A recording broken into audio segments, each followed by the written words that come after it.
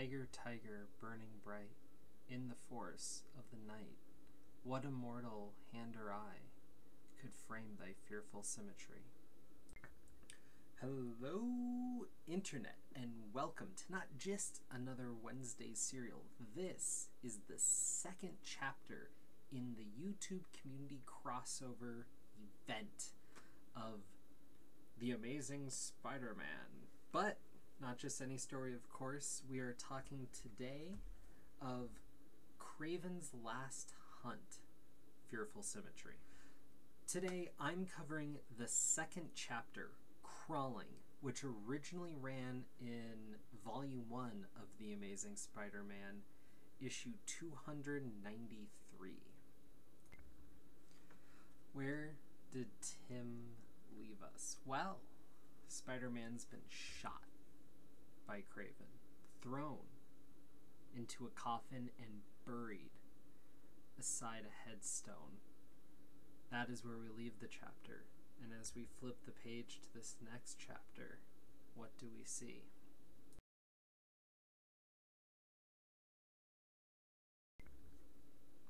Here lies Spider-Man, slain by the hunter.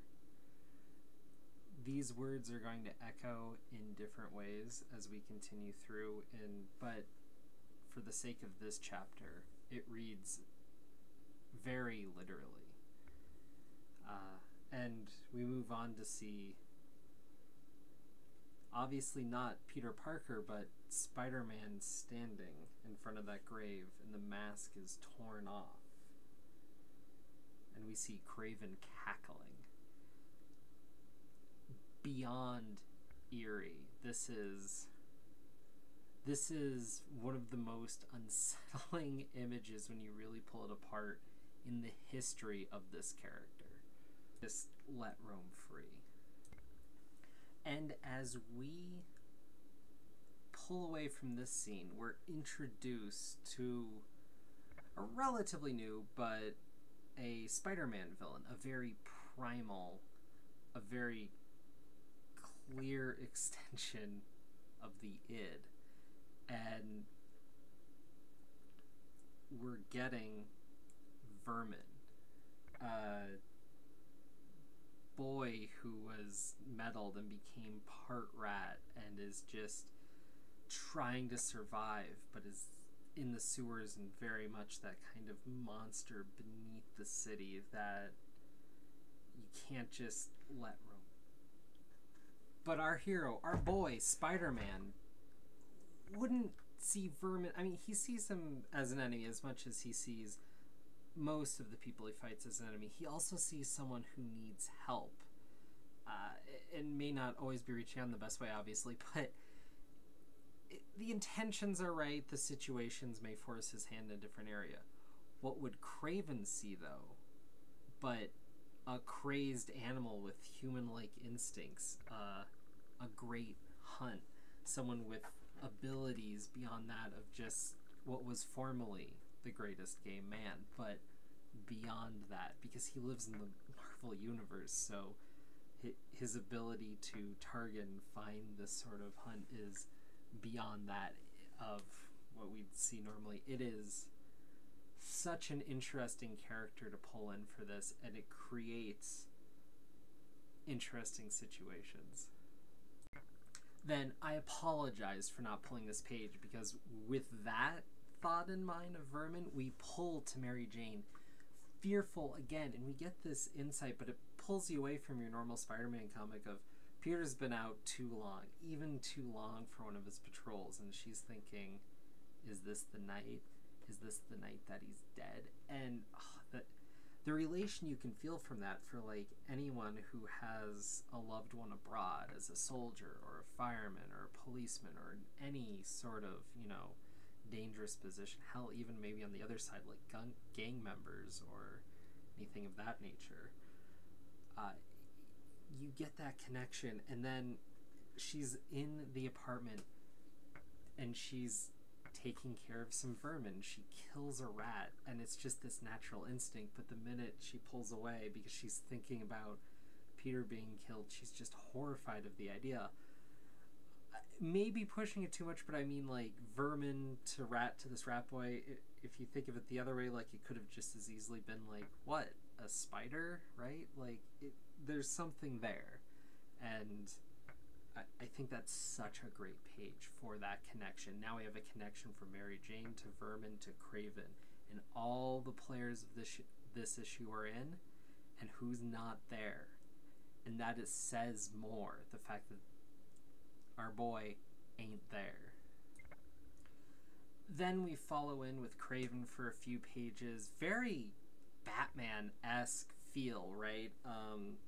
Kraven's stripping himself of this costume that's a totemistic sort of thing and claiming that he is afraid of this totem, but like conquering it by just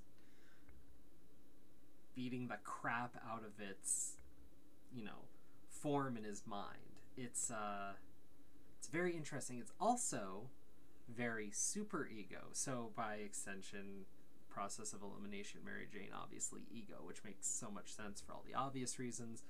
But there we have it. We have this connection. We have this trifecta. We have a symmetry based in fear, and it starts to come together a bit more. The themes are playing through the text. Again, we get that fear. We snap back to Vermin, and he sees a picture of Spider-Man in the paper, because, this is the frickin' 80s, so he doesn't have an iPad. And he sees that image, and it launches him into fear. But let's pull that back a little bit, because it's going to play into what's coming again. Why is he afraid of Spider-Man? Because Spider-Man and Captain America, because Marvel Comics, that's how it rolled. But he's afraid of him because Spider-Man beat the ever-living snot out of him. And if you think about this, think about how Spider-Man deals with so many things. His intentions are right. As I stated, he may want to do other things, but he deals with people by donning spandex and beating the crap out of them. And we're starting to play with the 80s. We're in the 60s. We had this very childlike mentality. It's all good guys, and they're doing the right thing. Greatest era mentality sort of thing. Now we're pulling back and examining some of the psychology of it, and that's so much important. That's why the ego, super ego, and ego is so important here, because we're examining the psychology of it. And you have this boy who's transformed to this rat monster, but he's very much a child in a mental state, and he got the crap beaten out of him. He doesn't really know why, because in a way he was just trying to survive. And earlier we see him snatch up some lady. He kills her, but he's just eating her. Like, in his mind, it's just food, and he's just afraid of this being that just destroyed him. It's gonna get worse, folks. Then, in our final pages, all this that we've been pulling together for the entire issue culminates in an interesting bit. Now, Vermin doesn't play a part, but we've had so much on him already. So, we're getting Mary Jane being chased down by presumably rapists. They could just be muggers, men of ill intent. Following her because apparently she wears them jeans too tight. So draw your own conclusions, kids. But at the last minute, Spider-Man comes and saves the day, and then continues to beat the crap out of these guys. Crazy man in a spandex suit beating down people too far. But she knows this isn't Peter, because he's too brutal.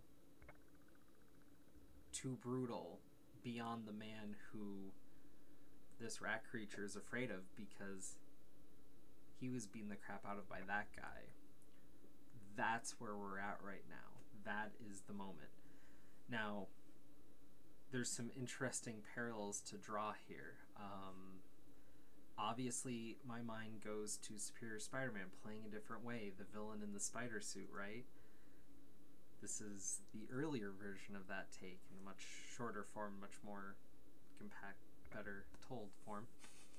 And we're seeing it for different reasons. It's more primal. There's maybe less high-minded, crazy sci-fi stuff to play with, but the psychology of it is more interesting because we're getting such clear delineation of these characters.